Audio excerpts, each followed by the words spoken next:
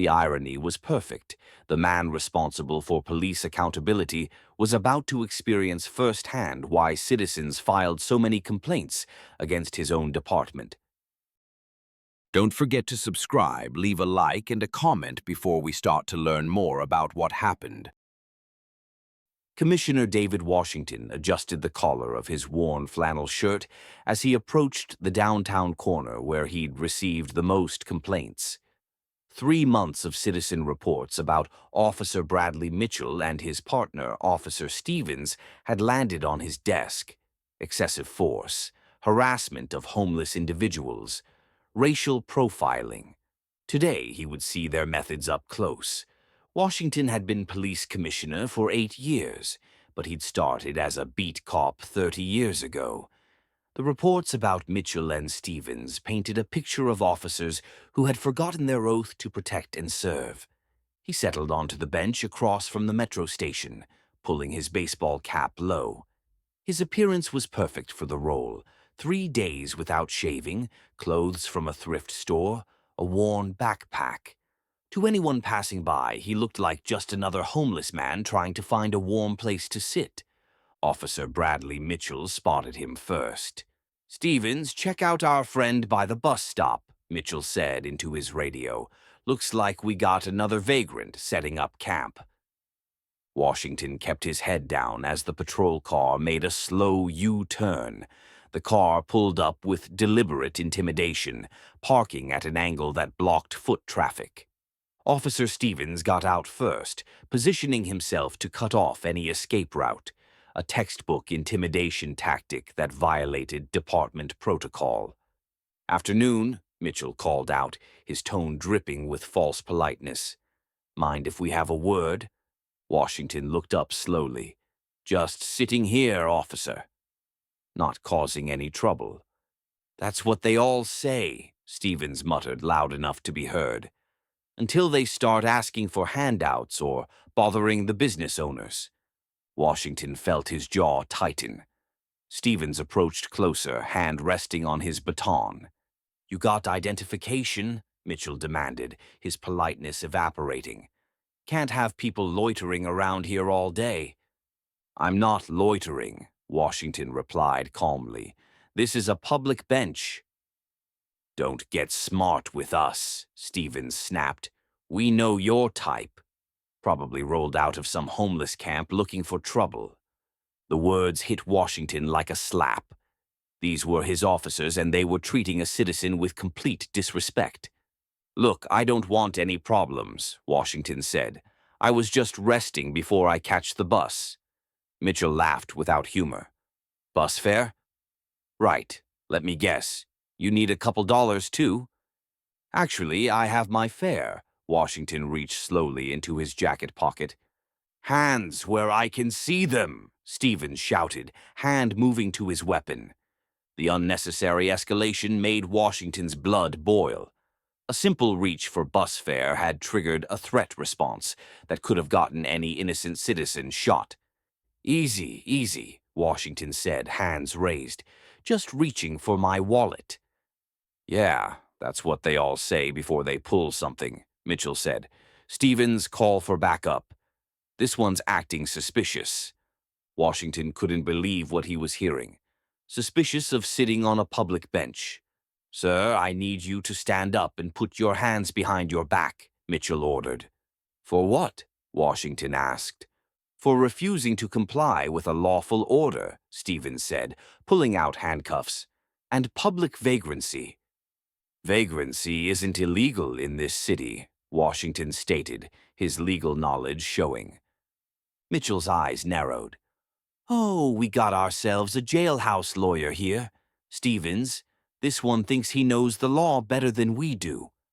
The backup unit arrived, bringing 2 more officers. 4 officers for 1 man sitting peacefully on a bench. "What's the situation?" asked Officer Rodriguez. "Got a vagrant refusing to move along," Mitchell lied smoothly. "Claims he's not doing anything wrong, but he's been harassing pedestrians." Washington's hands clenched. Mitchell was fabricating charges in front of witnesses. "That's not true," Washington said firmly. I haven't spoken to anyone except you officers. Don't call us liars, Stevens stepped forward aggressively. We've been watching you. Saw you panhandling. Saw you bothering that woman with the stroller. More lies. Washington had been there 20 minutes, and no such incidents had occurred. Officers, this is escalating unnecessarily, Rodriguez said, sensing something was off. No, Mitchell cut him off. This one's going downtown. Been nothing but attitude since we got here. Turn around, hands behind your back, Stevens ordered. I'm not resisting, Washington said carefully. But I want to make sure you understand. I'm being arrested for sitting on a public bench. You're being arrested for vagrancy, disturbing the peace and failure to comply. Mitchell rattled off charges like he'd used them before. Washington felt the cold metal of handcuffs around his wrists. 30 years in law enforcement, 8 years as commissioner, and he was being arrested by his own officers for the crime of existing while homeless and black. As Stevens pushed him toward the patrol car, Washington heard Mitchell radio dispatch. Unit 47, we've got one in custody, another homeless black male causing problems downtown. Usual story. Usual story, Washington repeated quietly. Those words revealed everything. This was routine, a pattern so ingrained that Mitchell felt comfortable announcing it over police radio. Something to say about it, Stevens challenged, shoving Washington harder. Washington looked back calmly. Just thinking about how some stories have unexpected endings. Yeah? Well, your story ends in a holding cell, Mitchell said. Unless you got someone important to call. Washington almost smiled. I might know someone. Right, Stevens laughed. Bet you got the mayor on speed dial, too. Something like that, Washington said as they pushed him into the back seat. As the patrol car pulled away, Washington listened to their radio conversation about arrest quotas and how homeless types make easy targets. Chief's been pushing for more arrests, Mitchell said. Good thing these people don't have lawyers or family to make trouble.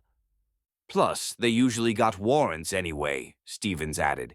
Even if this one's clean, we can hold him long enough to make him someone else's problem. Washington processed what he was hearing. This wasn't just harassment, it was systematic oppression of vulnerable populations. The patrol car pulled into the precinct parking garage. Washington passed his own reserved parking space, Commissioner D. Washington. But Mitchell and Stevens walked past without noticing. The booking area was busy with shift change. Washington recognized most officers and staff, people who'd worked under his command for years. What we got here? Asked Desk Sergeant Thompson. Homeless vagrant, Mitchell announced. Caught him loitering downtown, disturbing pedestrians. Thompson glanced at Washington, recognition flickering in his eyes. Thompson had been Washington's patrol partner 15 years ago. ID, Thompson asked, voice carefully neutral. Claims he doesn't have any, Stevens said, probably using a fake name anyway. Name? Thompson asked Washington directly. This was the moment. Washington met Thompson's eyes. David Washington. Thompson's pen stopped moving. Mitchell and Stevens didn't notice, but Thompson's face had gone pale. Could you repeat that? Thompson asked quietly. David Washington, he said again, voice carrying natural authority. Thompson set down his pen. Officers, I need to speak with you privately. In a minute, Sarge. Mitchell waved him off. Just let us finish booking this guy. No, Thompson said firmly. Right now. What's the problem? Mitchell asked. Thompson stood slowly. The problem is that you just arrested Commissioner David Washington. The booking area went completely silent. Stevens looked confused. What are you talking about? This is just some homeless guy. Look at him again, Thompson said quietly. Really look at him. Mitchell turned to face Washington, his expression shifting from annoyance to confusion to dawning horror. "Oh, shit," Stevens whispered. "Oh, shit, oh, shit, oh, shit." "Commissioner," Mitchell's voice cracked. "Commissioner Washington." Washington straightened up, and despite the handcuffs and thrift store clothes, his bearing instantly revealed the authority he'd been hiding. "Officer Mitchell." "Officer Stevens." Both officers stepped back as if Washington had caught fire. Whispers spread through the room like wildfire. "Sir, we didn't," Mitchell stammered. "You didn't know," Washington finished, "because you didn't ask.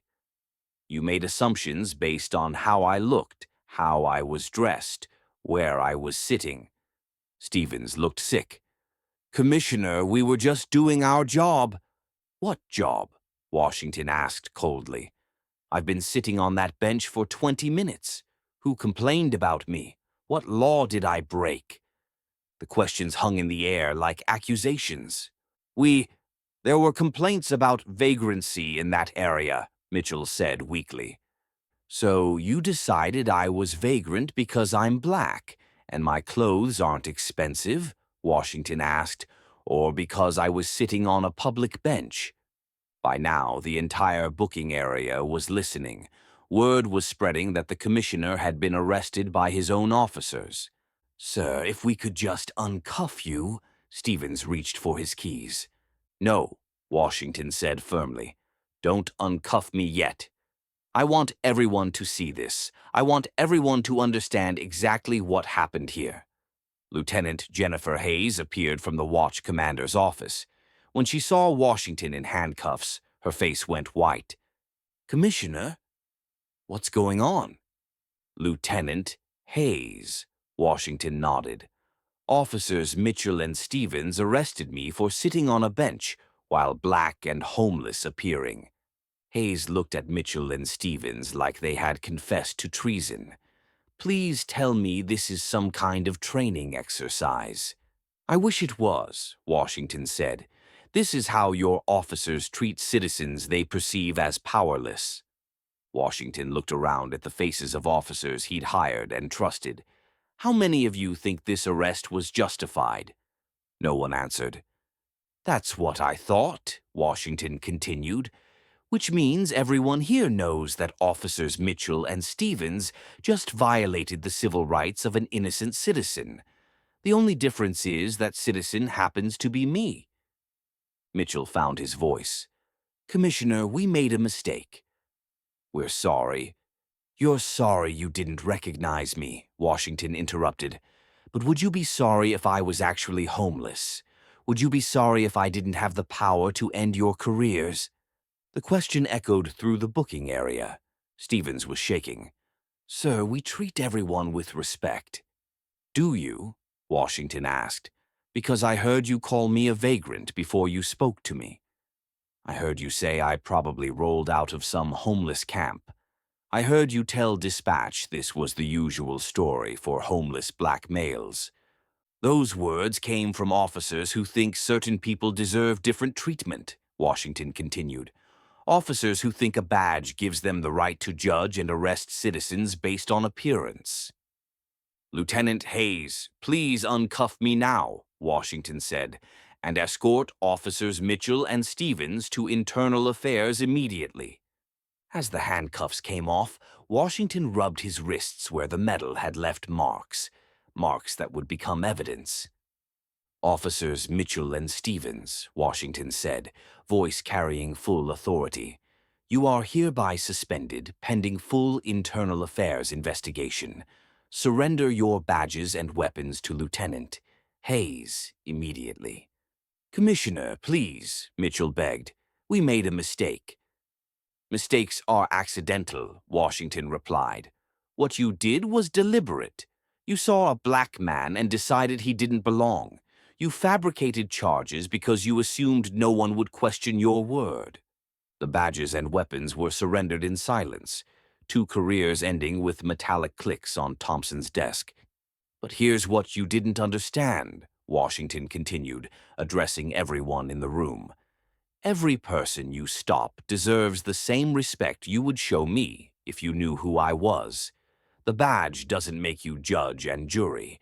It makes you a servant of the public. All of the public. Washington straightened his flannel shirt and picked up his backpack. Today, some of you showed me how far we still have to go. But today also proved that citizens who filed complaints were telling the truth, and that's going to change everything. As Washington walked out, the room remained silent except for his footsteps echoing off concrete walls. The next morning, the story would be front-page news.